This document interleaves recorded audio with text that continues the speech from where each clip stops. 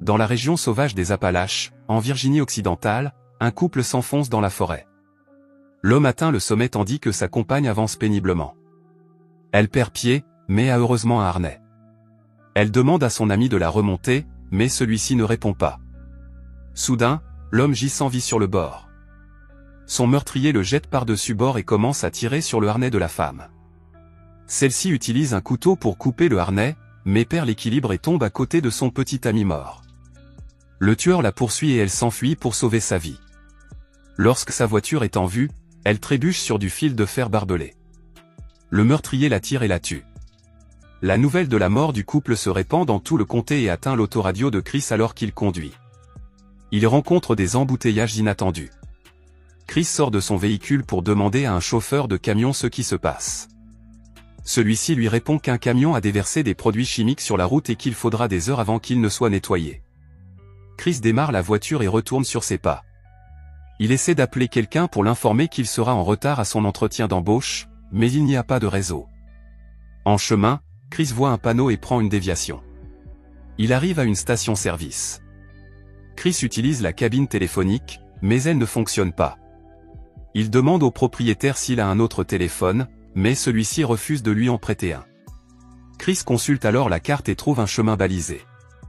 Au moment de partir, le propriétaire lui souhaite bonne chance pour son voyage, semblant prévoir les événements funestes qui sont sur le point de se produire. Le long du chemin, Chris rencontre un embranchement. Il voit un panneau indiquant Bear Mountain Road. Il réfléchit un moment et poursuit son chemin. Mais il est distrait par son charmant regard dans le rétroviseur et percute un autre véhicule. Alors que Chris sort de la voiture, Scott et Carly s'approchent pour s'assurer qu'il va bien. Evan commence à le réprimander pour sa conduite imprudente et Francine lui demande de payer pour les dégâts causés à la voiture de sa mère. Le groupe explique qu'un pneu a éclaté et que c'est pour cela qu'ils sont coincés au milieu de la route. Jessie informe le groupe qu'elle a trouvé un fil de fer barbelé qui a crevé les pneus. Ils envisagent de chercher quelqu'un qui pourrait les aider. Jessie parle à Chris et lui demande de lui apporter le sac. Scott s'excuse car il se sent mal de la façon dont ses amis traitent Chris. Ils partent tous les quatre, tandis qu'Evan et Francine restent en arrière pour faire le guet. Au bout d'un moment, le groupe rencontre un animal mort. Scott pense qu'il s'agit d'un écureuil, mais Chris le corrige en disant qu'il s'agit d'un vison.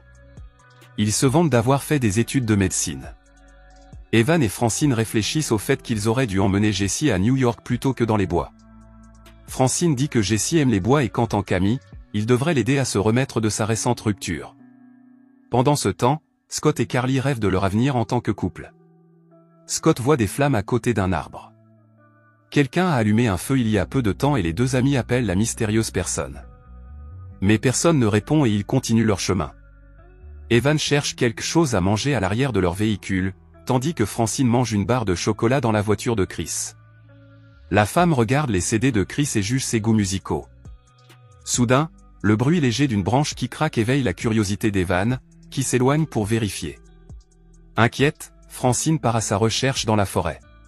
Après une nouvelle recherche, Francine aperçoit l'oreille d'Evan sur le sol. Elle fait un pas en arrière, effrayée et dégoûtée, marchant sans le savoir vers sa mort. Il rattrape Chris et Jessie au bord d'une falaise. Scott fait semblant de trébucher et manque de se retrouver au bord du précipice. Chris et Jessie quittent le couple tandis que Carly commence à parler de leurs futures escapades sensuelles. Les couples arrivent à une cabane dans les bois. Ils trouvent étrange que plusieurs véhicules abandonnés entourent la maison. Chris frappe à la porte de la cabane, mais personne ne répond. Il décide d'entrer dans la cabane.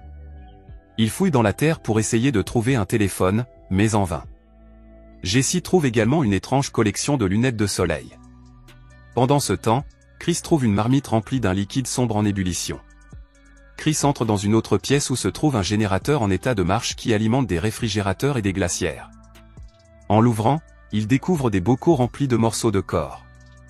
Au même moment, Jessie trouve du fil barbelé dans un coin, Chris ouvre un récipient contenant de la chair humaine et Carly voit un cadavre immergé dans la baignoire. Ils s'apprêtent à partir quand soudain une camionnette arrive avec leur véhicule en remorque. Ils tentent de sortir par la porte de derrière, mais celle-ci est barrée. Les mutants entrent dans leur maison tandis que Jessie et Scott se cachent sous un lit.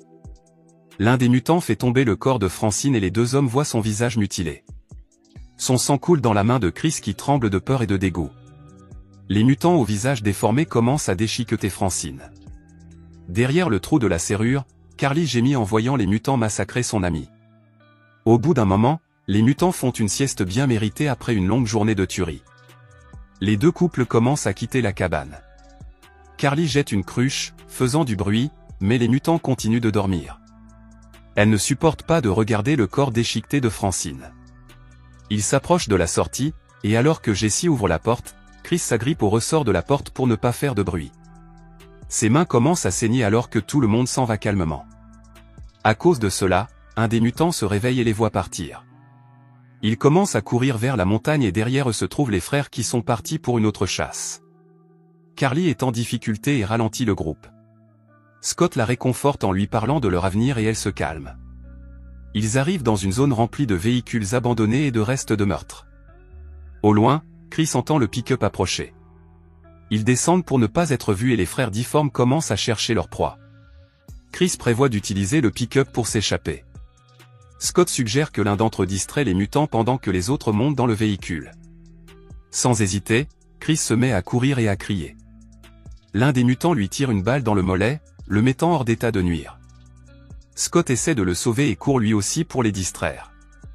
Jessie et Carly aident Chris à monter dans le camion. Elles se mettent en route, mais l'un des frères est derrière elles. Dans les bois, ils aperçoivent Scott. Il court vers eux, mais s'arrête soudain. Une flèche lui transperce la poitrine, le tuant. Dans le van, Carly ne peut accepter la mort de son petit ami et supplie Jessie de faire demi-tour. Après quelques heures de route, les deux femmes reviennent sur la piste. Sans l'amour de sa vie, Carly a les yeux sans vie. Malheureusement, le camion s'enlise dans la boue et il l'abandonne. Carly refuse de croire qu'ils peuvent survivre et perd tout espoir. Jessie essaie de lui dire que Scott s'est sacrifié pour qu'ils puissent survivre. Elle finit par l'écouter et ils poursuivent leur route. Chris est satisfait et se fait presque prendre dans un piège à ours. Carly rit à gorge déployée de l'incident. Le groupe tombe sur une tour de guet. Carly se met à crier pour voir s'il y a quelqu'un là-haut et Jessie lui demande de se taire. Ils grimpent l'échelle branlante et atteignent le sommet juste à temps pour le coucher du soleil. Chris et Jessie commencent à chercher des rues ou des villes proches, tandis que Carly reste pessimiste. Ils trouvent une trousse de premiers secours et Jessie les aide à réparer la jambe de Chris. Carly trouve une radio, mais personne ne répond à leur appel de détresse. Dehors, la faible lumière d'une torche signale à Chris que des mutants sont proches. Les mutants passent à côté d'eux, mais l'alarme de la radio attire leur attention. Un garde forestier reçoit l'appel de détresse et demande où ils se trouvent. Carly crie qu'elle ne sait pas où ils sont. Les mutants commencent à grimper à l'échelle et Chris commence à barricader l'entrée. Jessie leur donne une idée générale de leur position. La base radio leur conseille de ne pas bouger car il viendra les secourir. Un mutant commence à sortir de la trappe et Chris commence à l'écraser. Soudain, il cesse d'essayer d'entrer et le silence devient inquiétant. Alors que de la fumée s'élève à l'extérieur, il réalise que la tour de guet est en feu. Carly jette une boîte par la fenêtre et prévoit de sauter, disant qu'elle préfère mourir de l'impact plutôt que de brûler. Chris se rend compte que Carly a raison et dit qu'il y a une chance de survivre à la chute. Il saute et les branches le rattrapent. Carly et Jessie le suivent avec succès, mais les mutants entendent leurs cris. Ils commencent à marcher dans les arbres, se cachant dans l'ombre. Des flèches aléatoires sont tirées d'en bas, ce qui les rend prudents à chaque mouvement. L'un des mutants tombe nez à nez avec Carly et lui plante une hache dans le visage. Chris et Jessie regardent le corps de Carly se séparer de sa tête. Ils continuent de fuir et les rires et gémissements des mutants résonnent dans la forêt. Chris s'arrête pour tirer une branche qu'il compte utiliser pour repousser le mutant dans les arbres. Jessie recule pour attirer le mutant. Le mutant arrive en trombe derrière elle, un couteau à la main. Chris lâche la branche et le mutant s'envole. Chris et Jessie se cachent derrière une cascade. Jessie parle de sa rupture et dit que c'est de sa faute si ses amis sont morts. Chris la réconforte et ils passent la nuit à se faire des câlins. Jessie rêve que des mutants l'attaquent. Elle se réveille, faisant sursauter Chris. Ils quittent la cascade pour continuer leur fuite. Le premier signe d'espoir apparaît lorsqu'ils aperçoivent une route. Mais une hache s'abat sur Chris et les mutants les encerclent. Ils repoussent Chris et enlèvent Jessie. Un ranger marche sur la route et Chris l'intercepte. Il lui annonce que les mutants les ont tués. Cependant, une flèche transperce l'œil du garde forestier en pleine conversation. Le mutant manque de peu le tir suivant, ce qui pousse Chris à se cacher sous la voiture. Le mutant prend les clés et regarde en dessous, mais ne trouve personne. Chris se cache derrière les buissons, attendant que le mutant entre dans la voiture. Il glisse et s'accroche au-dessous de la carrosserie. Dans le taxi, Jessie demande au mutant de la laisser partir. Chris et l'autre mutant arrivent et ils le regardent traîner le ranger vers le taxi. Il entend les cris de Jessie et les regarde massacrer le ranger. Soudain, un incendie se déclare et l'un des mutants s'approche pour vérifier. Chris frappe la façade de la maison et le mutant avec. Il lance un cocktail Molotov sur le dernier mutant, qui prend feu. Il le poignarde et le mutant en feu tombe au sol. Dès que Chris libère Jessie, un autre mutant le projette contre le mur, saisit une hache et commence à l'attaquer. Le mutant étrangle Chris, ce qui permet à Jessie de le frapper d'une flèche à l'arrière de la tête. Alors qu'il pense que l'horreur est terminée, le dernier mutant se précipite sur Chris. Jessie le frappe dans le dos avec un morceau de bois enflammé. Le mutant se concentre sur elle avec 2 couteaux dans les mains et lui donne un coup de pied à travers la vitre. Chris l'étrangle avec une chaîne et Jessie porte le coup de grâce avec une hache. Les 3 sont encore en vie et, d'un seul coup, Chris tire sur un réservoir d'essence et la cabine explose. Au bout d'un moment, le pick-up des mutants s'approche de la station-service et le propriétaire ferme la porte, effrayé. À sa grande surprise, un Chris meurtri sort du véhicule pour prendre une carte. Chris et Jessie survivent et partent pour l'entretien d'embauche de Chris.